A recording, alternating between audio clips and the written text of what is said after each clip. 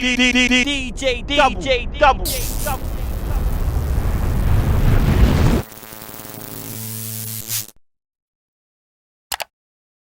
Yeah, cool. You good? I'm alright, brother. How are you, man? Yeah, I'm sweet, man. Just a bit tired. Little workout. Oh, okay, just been hitting the plates, yeah? Yeah, man. Bro, you know what? I've never interviewed anyone or had a conversation on the phone with anyone who's in prison at the time of recording. Set the scene for me right now. Like, where are you standing? What's the room like? What phone are you using? I'm literally in my cell right now. Okay. So, of the blue phone, or you get me? Just off the blue phone. Yeah. The cell, it's for guys that don't know. Why? I got my cell away, do you know what I mean? I've set up nice, I've got my big speakers on the wall and that, so I can feel like I've made it more homey, do you get me? Because I'm in there for a few years. Right, yeah. And I got a nice setup, to be honest. Carpets and things. I've got a shower in my cell. Other guys ain't privileged to have that, so I feel blessed at the same time, do you know what I mean? Having the phone in your cell then, is that allowed? Yeah. They're introducing that to probably every prison in the UK now. Is that because of the pandemic, because visits are off, or is this just a thing that they're doing moving forwards? Yeah, that's what they've been leaning towards anyway. This one got it just before the pandemic started, this job, so. Right. Okay. So like, I know you've been in a couple of times before this stretch that you're doing now. Is the experience different than, like, what's it like on the wing during a pandemic? Oh, it's crazy. It's nothing's the same since the pandemic. Normally people go off to social, like where you do education or work and stuff. Uh-huh. All of that's off. There's no social at all. So everyone's just stuck in the wing. And when the pandemic first started, it was more or less 30 minutes out every day. And that's either for exercise or showers. So one day will be exercise, then showers. But obviously, as things have eased up and got better, we're out here for like a few hours. Hour on the exercise and an hour on the wing, like just socializing. So right. It's got better. Still crazy. Like still crazy. Yeah, harsher than before, I guess. So what's the focus for you right now while you're inside? You just mentioned obviously that you just finished the workout. So is fitness like a big part of the plan right now?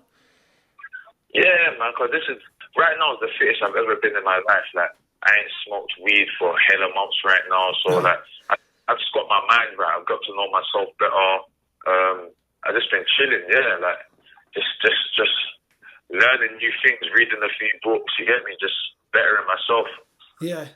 It sounds like you're in a strong place mentally, and obviously, like you mentioned, that you've got your cell as homely as a prison cell can be. So, like, is it the type of space that you're able to write lyrics?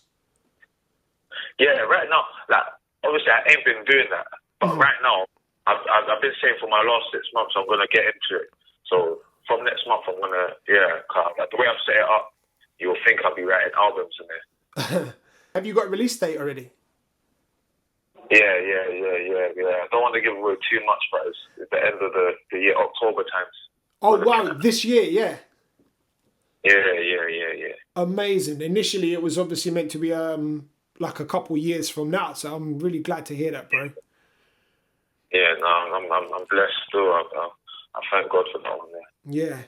Yeah, that's good news, man. So you call yourself the godfather of UK drill, right? Do you think that when the conversation about pioneers of UK drill, when that comes up, do you think you get overlooked?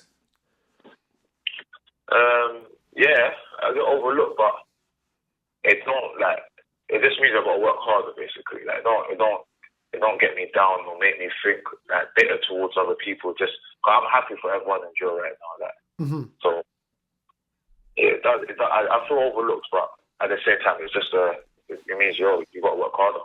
Right. Yeah. I guess so. Do you think being part of a collective played part of the reason that your name doesn't come up as like a sole person? Yeah, 100%.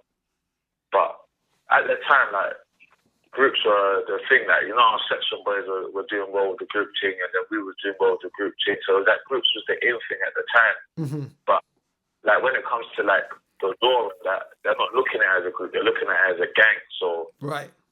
played a major part into like, because I was always gonna do like LD as well. I was always gonna do my own solo thing. That I make music, but I've been making music by myself as well, or just with Dimsy. So I've been doing that for a long time anyway. So it kind of did mess up the thing a bit. Yeah. How do you feel about the way everything sounds now, and how do you feel about like the UK drill scene, how it's progressed since the early 6-7 days?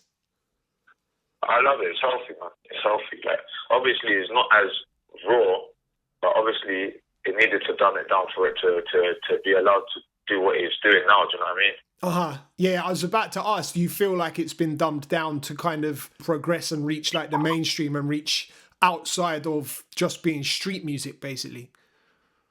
Yeah, no, I had to, yeah. And I think that happens in every genre of music. Yeah, I'll probably agree, actually. Is there any young bucks that you're listening to right now? Like, who's your favourite? PR, AK,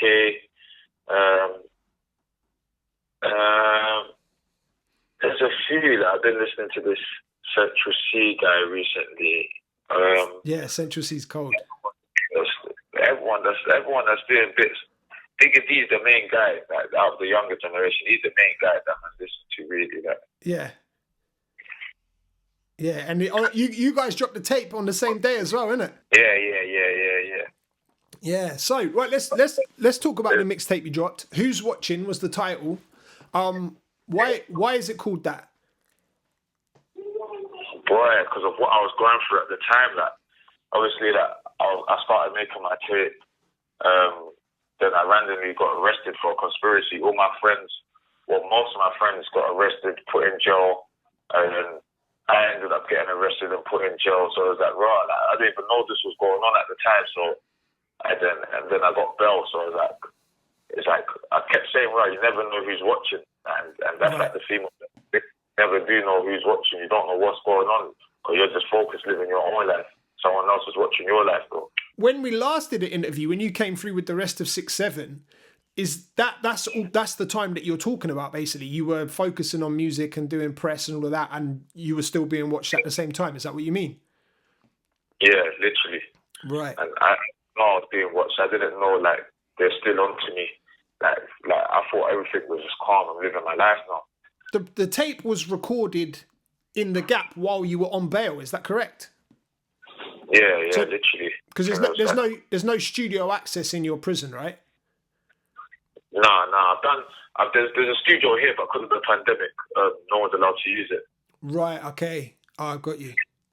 Okay. What's been the biggest challenge for you then? Like in the process of coordinating a whole mixtape release, putting everything together, and doing it all from a prison cell. Like, what's the biggest challenge?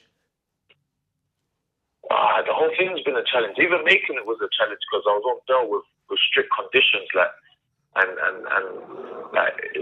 so that was already a challenge. And then when I made it, I didn't get to finish it, so I'm in jail, chatting with my manager every day, like, how are we gonna finish it? Like, I've got a track, and I wanted to put a second verse, I couldn't put nothing on it, so right. I've just sent a voice note for it. That's the intro. Done the same thing for the outro. I didn't get to finish both of them songs.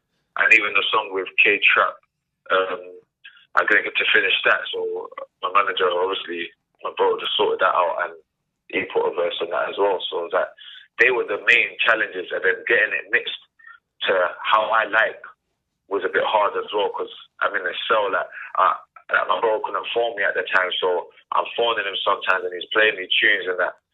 And that's how I've got to hear it over the phone and that. And then I'm like, right, tell him this and that, you know what I mean? Like, yeah. In that process, normally, are you there with the engineer listening through how the engineer's hearing it?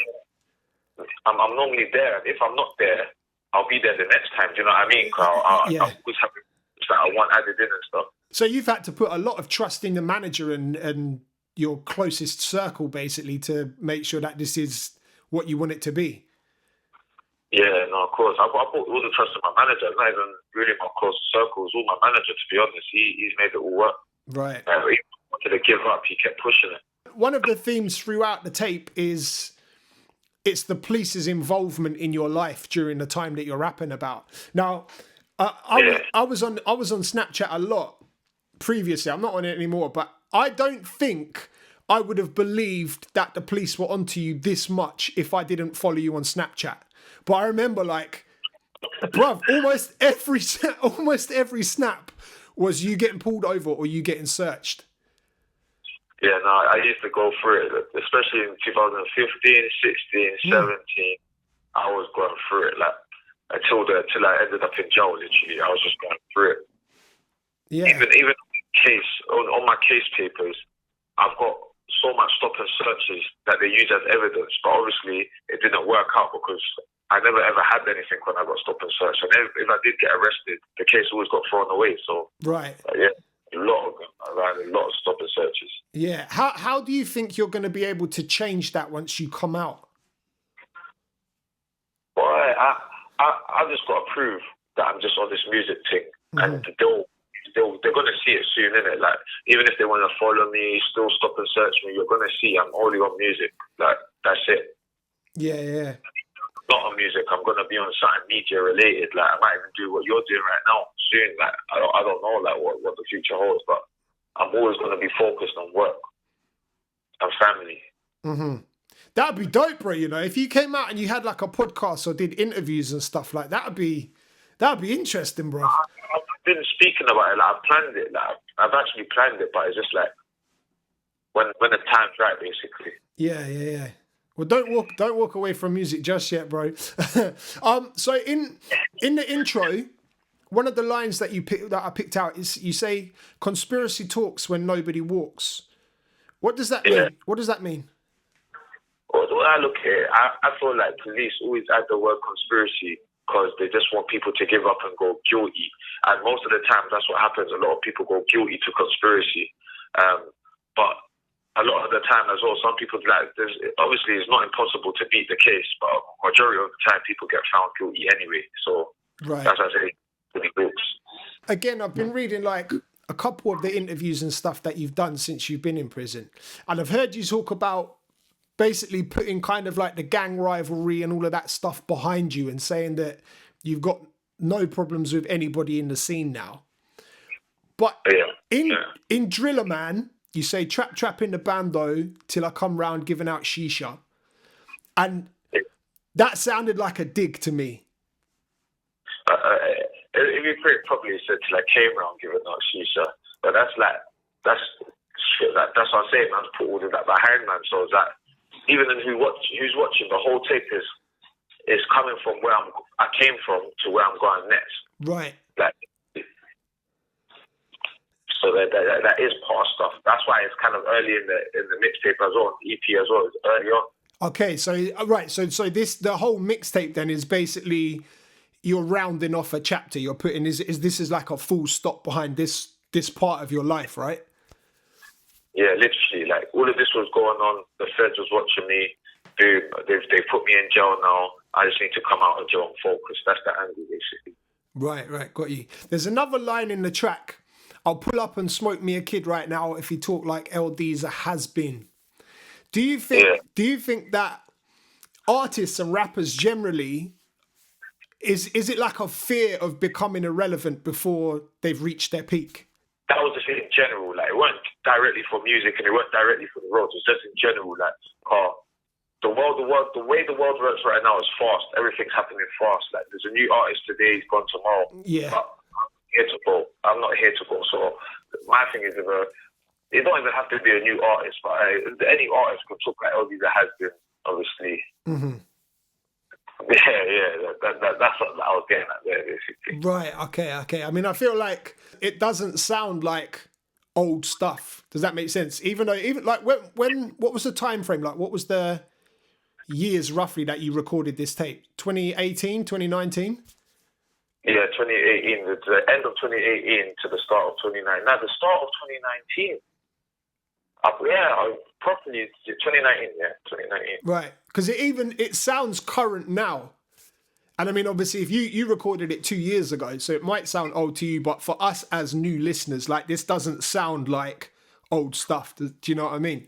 Ride Out was an absolute movie of a song. I'm hoping.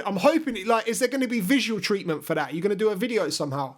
Do you know what's mad? That this is like little things that when I say the struggles, that I had a video lined up for that and Driller Man from before I went jail, and then when I was on bail, I was meant to record them. Yeah.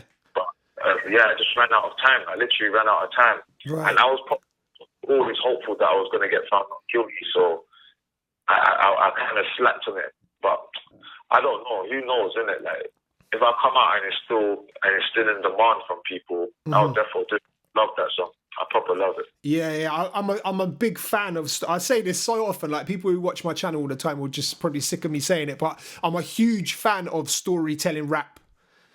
And I think that's something that you do very well as well. Is there going to be a Ride Out Part 2? But yeah, it didn't finish, did it? So yeah, I always left it like that on purpose. Yeah, I like that. You left it in a place where if there's never a Ride Out 2, it's not like a proper cliffhanger, but the story can continue. And that's why I think with the visual treatment as well, like that would be cold. Yeah. But you know what? If I do it, it will be called The Last Ride. I wouldn't even call it Ride Out 2. I'll just call it The Last Ride. The way I continue it, people will know that it's part 2 for it. Yeah. You got excuse me. You got K-Trap, Rue Mello, S Loud, and AJ feature on the tape. How did you pick who to feature? K-Trap was just natural, obviously. That tune wasn't even gonna go on the tape, but it just fitted in with it, so that came on. S Loud, he's a proper hook man. Like it reminds me of Future and people, so that one was kind of a no-brainer as well. But that one was more through the producer. The producer sorted that out. Show and Proof. He was working with them at the time, and he's just like, "Yo, listen to this," like, and I was like, "Yeah, I fucks with it." And anyway, like, so me and S Loud are cool anyway. And AJ, that was through Beat Freaks. Mm-hmm. But I already made the tune, but I had no hook, and they thought he sounded right, so they put him on, and I was just all right with that as well. So yeah.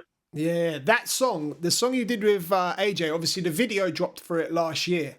So I'd heard it before the tape came out, but it was a proper curveball for you, like not a sound that I expected from you at all. So what made you want to go that direction with the song? You know, I just know I can rap on anything. I actually believe I can rap on anything. Make it grime, drill. I could probably sing if I wanted to. Like I just believe that in it. And when I was with Beat Freaks and that, they were saying they're going to bring me out my comfort zone. Like they'll give me a beat for my comfort zone, but they said they were going to bring me out my comfort zone. Mm-hmm. And just try that. I think it worked, bro. So what's the status of 6-7 now? We're working, we're all working. Like they've been releasing music. I heard a couple of them on the radio recently. I spoke to the man down there, like they're waiting for me and ASAP to come back and just get back together. But like everyone's doing their own thing at the same time. A couple men are doing family things. Binsy's still making music. SJ's still making music. So, but the whole thing as a collective, it won't die down. Right. That's what I promise. New music's coming on the way. Sick. Do you feel like the stability of 6-7 kind of rests on your shoulders? No. Obviously, I know I play a big part, but I'll be fake if I didn't admit that. But I don't think it rests on my shoulders. Like, I can understand that, and maybe because I'm like the oldest as well, and like I'm never resting. Like, I'm always up and down with things as well. Like so, maybe because of that. Yeah. Well, it's good. It's good to know at least like once you are all able to get back together, that works will continue, man. The outro on the tape, you say if it weren't in and out themselves or drilling for real, would LD ever would blown? Yeah. Is that just like a passing lyric, or is that something you think about quite a lot? That's what I think about. That question was a rhetorical question. That was a question that I had to ask my friends at the same time as well. That was a rhetorical question when I asked myself, but I know the answer to it. Mm-hmm. What do you think the answer is? Yeah, I would have blown. I would have gone clear, like proper gone clear. So if it weren't for going jail and being on the streets and that, I would have made it 100%. When you do get out, so do you think? Obviously, it's the opportunity for you to kind of have a clean break and start fresh. And you've probably been asked this a billion times as well, because it's probably one of the obvious questions. Have you thought about relaunching without the mask? Thought about it, but after recent convos, I doubt it will happen. By revealing your face, you kind of lose your identity as LD. Does that make sense? That's the conclusion we come to. No, it's true what you just said right there. You said right there. So where do you see it going from here now, once you're out of prison? I've never made an album. I want to make album music. I want to make a whole album. So that's what I've been talking. That's what I'm planning towards next. So I'm not going to test the waters with this first couple singles I'm going to release and see what they're saying and that. But I've got an idea of what I want the album to be about. I just haven't got a name and a full picture. I just kind of know what I want it to be about. Yeah. Okay. So the music that you're planning then, is it drill? Is it like an evolved style of drill? Is it completely away from that? What is it? What can you tell me about it? Still drill, because I can't stop drilling, but obviously there'll be other sounds in it, but the main sound is drill. Drill's the main sound of the UK right now anyway. That's what's flying the flag for us. So. Yeah. How long do you think it's going to last, the drill bubble? Till the Americans come off it, to be honest. Because they're the trendsetters in music, to be honest. So whatever sound, like drill fully got accepted when Pop Smoke and Pop Smoke, other, you know what I mean? When they started doing it, that's when it fully got accepted. Like, yeah, okay, the whole world's doing it. The Australians are doing it. Africans are doing it. Like, so that's when it fully got accepted. So when America decided to say, yeah, this sound is not us, then that's probably when it will start. It will still be a big thing, but it'll just be a next sound that's controlling it. Yeah. It might go singing waves of Future and that, and Young Thug might come back in that. Like. Yeah, that's interesting because I feel like I agree with you in terms of like internationally the sound got accepted when Pop Smoke jumped on and did his stuff. But before Welcome to the Party and before Dior, the UK sound, like I was playing in the clubs up and down the country and UK drill was popping before Pop Smoke. So yeah, that's just here. Like I'm talking globally. If that makes sense. Like yeah. So hopefully, I'm going to keep my fingers crossed for you, man. That you're back touching the road this year, October, and then if everything goes to plan, God willing, what will be the first thing you do when you come out? Well, like literally. Literally. Boy, family and studio. That's the main two things. Love that. Focus on come out. So yeah. So, have you been able to keep in touch with your family a lot? Like obviously with visits being, are visits completely locked off, or are they just very limited now? They're completely locked off. Like, I haven't visited no one in over a year, but they've set up something called Purple Visits where you can. It's like a FaceTime. Like they put you on a laptop with a camera, right, and your people with a camera, right. But I'm not really into that stuff, so I'm just waiting to come out. Right, okay. Well, listen, bro, I wish all the best for the rest of the time that you're stuck inside, and hopefully everything gets cleared and you get out as soon as possible. Yeah, 100%. We'll link up again and chop it up properly as well. So, yeah, man. 100%. LD, thank you, brother. No, I love, man. I never...